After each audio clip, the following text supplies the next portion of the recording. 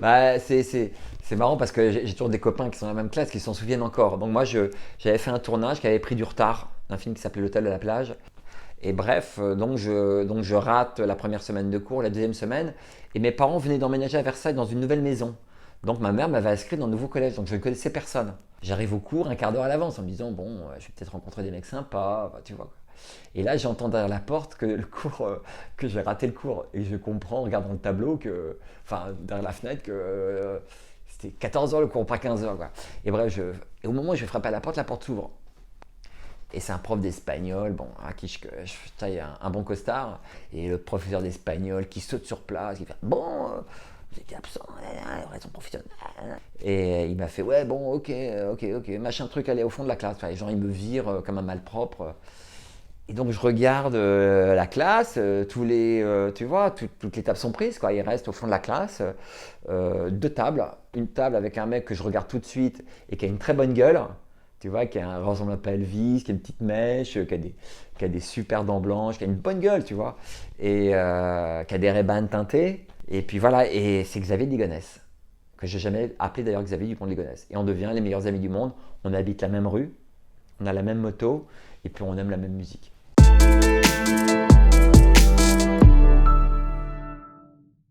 Est-ce qu'il était bizarre? Pas du tout. Tu vois, parce que c'était un mec parfaitement normal, quoi. J'aurais pas pu être copain avec un psychopathe. Tu sais pourquoi tu es ami avec les gens dans la vie? Pourquoi tu flashes sur une fille? Pourquoi... C'est aussi bête que ça. C'est-à-dire on se ressemblait. On était open mind, tu vois. On était hyper ouvert sur le monde, sur les aventures, l'envie aussi de réussir nos vies. Donc voilà, c'était aussi simple que ça.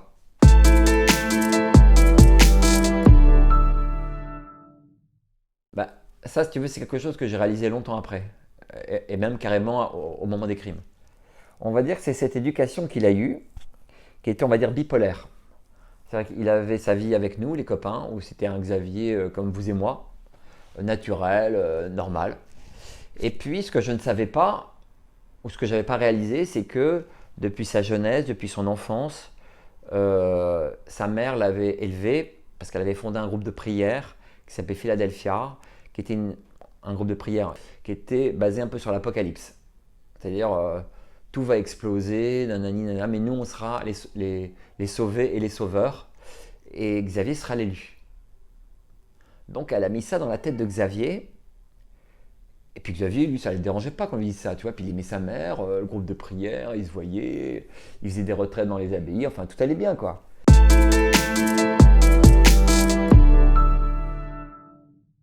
Je pense que dans l'histoire de Xavier, et je dirais même dans l'histoire criminelle de Xavier, c'est un fondement. C'est un incident déclencheur qui est très important parce qu'en en 95, Xavier il a 34 ans.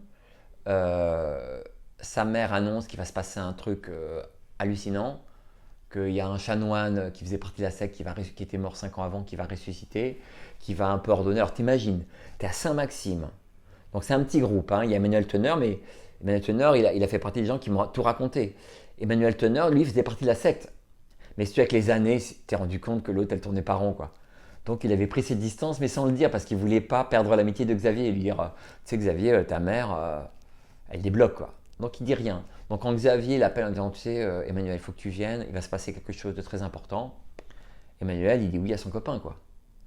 Et donc ils se retrouvent en petit comité, et puis évidemment, il se passe rien, quoi. Il se passe rien du tout, quoi. Et à minuit, tout le monde rentre un peu chez soi, quoi. Moi, je sais par ses proches qu'il était profondément affecté, parce que ça veut dire que ça remet sa vie en jeu. Et puis il n'a pas 24 ans, il a 34 ans. Parce qu'il doit se dire au fond de lui, parce que c'était un mec sensible et intelligent, ma vie est un mensonge.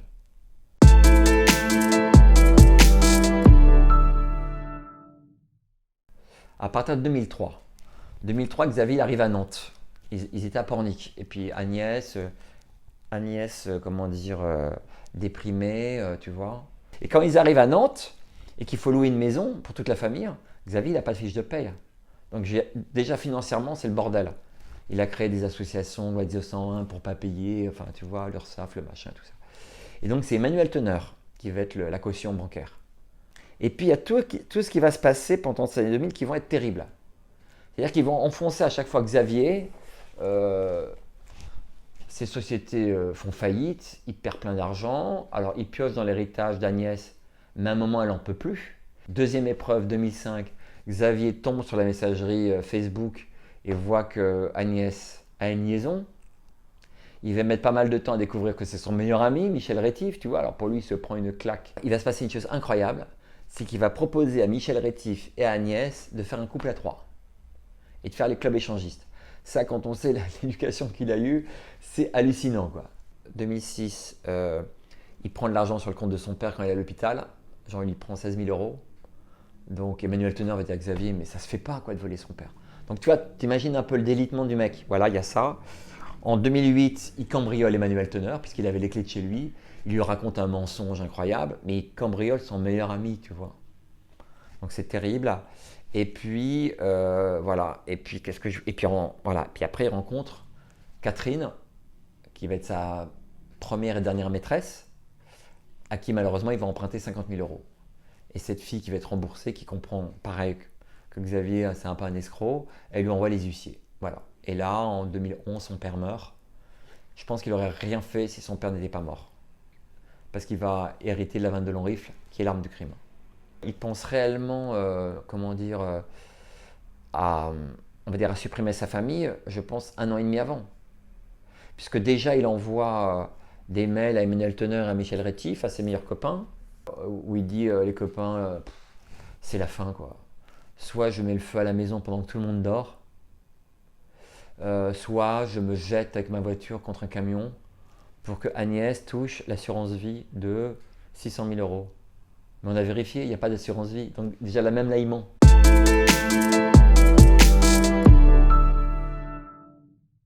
Oui, je lui en veux d'avoir pris la...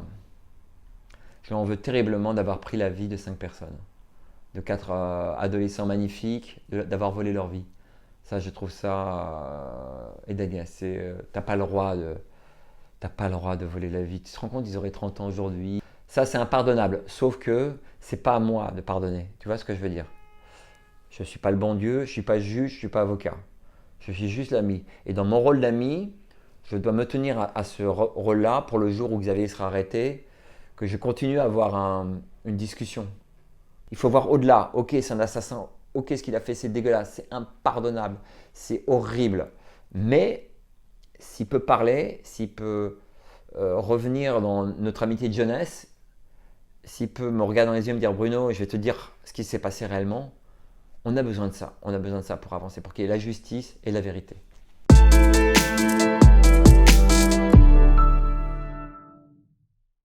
Moi, je sais par expérience qu'il faut toujours être très prudent. Et là, je me dis aussi, qu'est-ce qu'il va dire Xavier? Enfin, c'est assez fascinant, quoi. Là, j'ai Emmanuel Teneur au téléphone, enfin, tu vois, tous les proches, quoi. Et bref, alors c'est ça en même temps qui est terrible, c'est que le lendemain, samedi à midi, les filles qui ont pris le premier avion à 6 h du matin, ils seront à Glasgow, nanani, nana.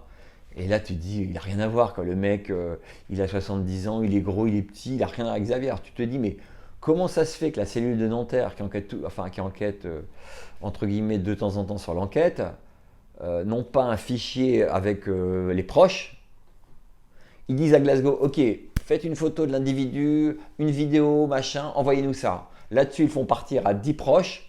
Moi, machin, Christine, la famille. Est-ce que c'est Xavier? La réponse, elle arrive au bout de 5 secondes. Mais non, c'est pas Xavier, quoi. Et terminé, plié.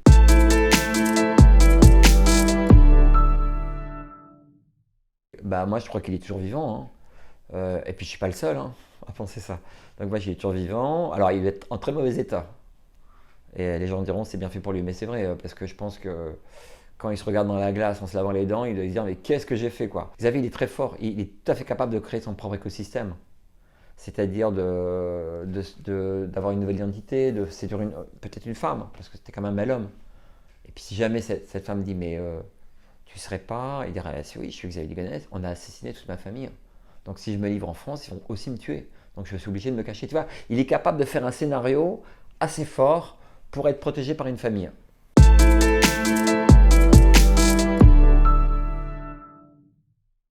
Personne ne sait, mais tant qu'on n'a pas la preuve qu'il est mort, tu vois, qu'on amène le corps et tout ça, ce qui serait terrible parce qu'il n'y aura pas de justice. Pour l'instant, on n'a pas rendu justice à Agnès aux 4 enfants. Donc moi, je pense qu'il est toujours vivant. Je pense que de deux choses l'une, ou à un moment il est malade, rongé par le remords, la culpabilité, et qu'à ce moment-là, je pense que la première personne qui va retrouver c'est sa mère et sa sœur, pour mettre, tu vois, soit pour venir mourir, ou soit, voilà. Mais c'est marrant parce qu'en même temps que je me dis ça, je me dis, si maintenant il est malade, ça se trouve il est à côté de Versailles, quoi. Dans la maison de quelqu'un de la SEC, qui le nourrit, qui le soigne, tout ça, tu vois. C'est pas improbable, hein. C'était obligé, enfin comme les flics, quoi, d'ouvrir tous les scénarios, de penser quoi, voilà, bref. Ou alors il va bien, enfin il va bien, il a complètement dans le déni, il a obscurci tout ce qui s'est passé après 2011, il a refait sa vie dans un pays, voilà, avec une femme, peut-être une famille, et voilà, et que peut-être un jour il écrira sa confession, quand il sera très vieux. Ou alors un jour on tombera sur un ancien, j'en sais rien, un flic en vacances à Tahiti ou Dieu sait où. Mais dans ce cas-là, moi je prends mon sac, tu vois, qui est prêt, qui est là, qui est prêt à prendre le premier avion et rejoindre Xavier pour, voilà, pour lui parler tout de suite, quoi. Donc pour l'instant, voilà, pour l'instant, wait and see. Mais bon, je me suis dit, il va peut-être débouler là, hein. Il va peut-être sonner à 2h du matin, hein. Et dire, voilà, et puis là je dirais, bah, je t'installe, t'as faim, t'as soif, tu veux quoi, tu veux de l'argent, voilà. Est-ce que tu comptes te rendre à la police? Dis-moi. Mais j'essaierai de, tu vois, de parler plus longuement avec lui, quoi.